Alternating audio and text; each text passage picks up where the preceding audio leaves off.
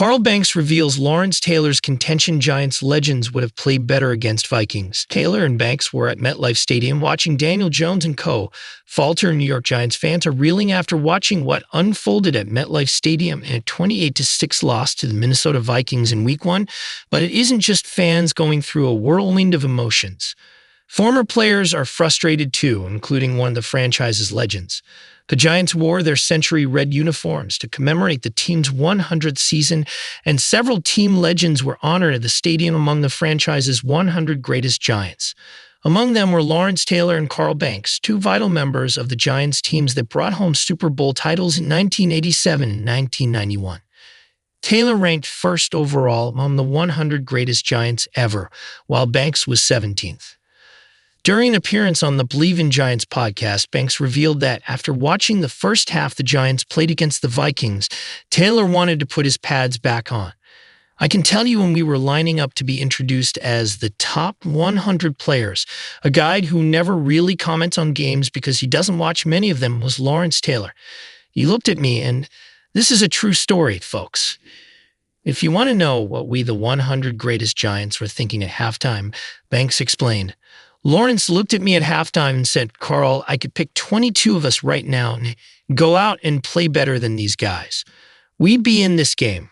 The youngest guy in that line was probably 50 years old. Lawrence Taylor looked at me and said, "I can get 22 of us right now and go out there right now and whoop these guys up." The championship pedigree that was most recently seen during the 2011 NFL season hasn't shined in East Rutherford, New Jersey for some time.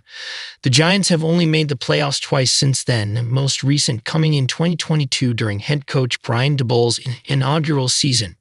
And it doesn't look like a championship-caliber team in the Giants' locker room this season after the disaster that unfolded Sunday. Quarterback Daniel Jones and the Giants' offense were booed off the field after an atrocious outing that resulted in no touchdowns. Jones has been the target of Giants fans after Week 1. He went 22 for 42 for 186 yards with 2 interceptions while getting sacked 5 times in the loss, entering his 6th season and, more importantly, the second year of the 4-year, $160 million deal he signed before last season. Jones is expected to be leading the Giants back to the playoffs like he did in 2022.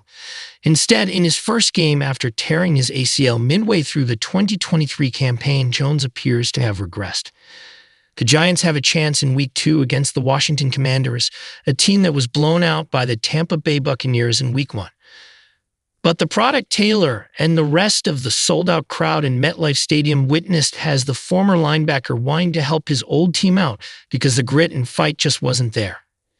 To start your season off looking the way you did on both sides of the ball, you look like you're stuck in 2023, Banks said.